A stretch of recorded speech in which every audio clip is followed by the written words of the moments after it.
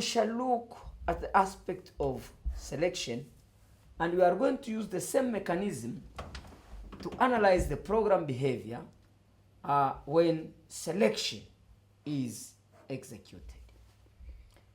So what new are we going to study today? The new aspect that we are going to study today is selection.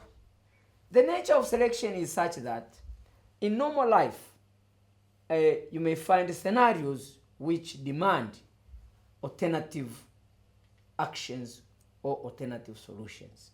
You may say, go to Dodoma. If it is raining, then you can stay there for 2 days. But if it is not raining, just keep traveling until you arrive at Dar es Salaam. That one means selection, and the condition is that if it is raining, someone will remain, will take a different action, and if it is not raining, a different action will be done. So in front of us, we have a program whereby variables have already been declared, line number 3, line number 4, and line number 5. All of them are of type integer. That is reserved, reserved, reserved. This is called X, this is called Y, this is called Z. Then at line number 6 now, all the reserved variable X is inputted, is requiring an input through the keyboard, Cin. If I type 15, then 15 will be inputted into variable X. And at line number 7, if I type 10, then 10 will be inputted into variable Y. Now, at line number 8, the computer is asked if X is greater than Y. If the value in X is greater than Y, then perform division. And the division will be performed by taking the value that is in X divided by the value that is in Y, and the answer will have to be sent to a variable Z.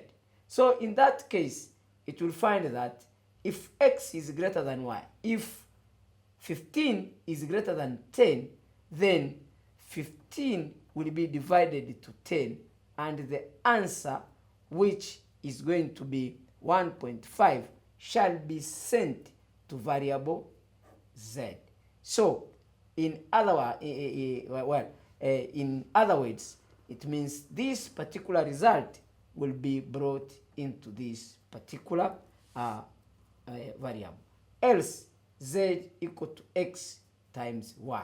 Now, because value in X is greater than the value in Y, this is what happens, and this particular line will be skipped. It won't be executed because the condition does not satisfy for it to be executed. So if you see out Z, you will find 1.5 going to the screen. But that would be if the value, the Z, was a floating number. But for now, let us assume this is what is going to happen. Now, let us discuss this example with a different scenario. Suppose here, instead of putting 15 in X, I put 5 in X, and then I put maybe 10 in Y, and this will remain. This is Z, and this is free. Now, if in inputting data, that is line number 6, I type 5, 5 would be inputted in X. If I type 10 when C in Y is encountered, then 10 would be inputted in value Y. So in variable Y. So when the computer comes to line number 8 and find that X is, if X greater than Y, then Z is equal to X divided by Y.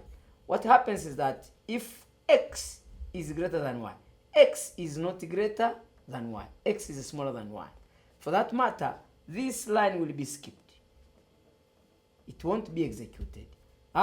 Instead of it, then z will be equal to x multiplied by y. So this value here, 5, will be multiplied by 10, and 50 will be assigned or will be inputted into z. And in this line, C out z, we will see 50 going on the screen, and the program comes to an end. So that is as far as selection is concerned.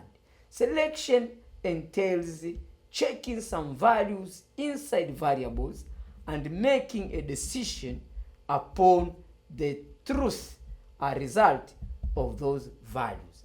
In the beginning, we had a value in x which was greater than the value in y, and for that matter, the true scenario was corresponding to line number 9, that it was true that x is greater than y, and for that matter, line number 9 was selected instead of line number 11.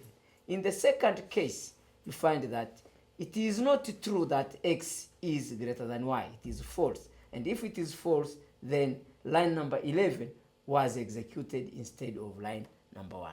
And so that is how selection works.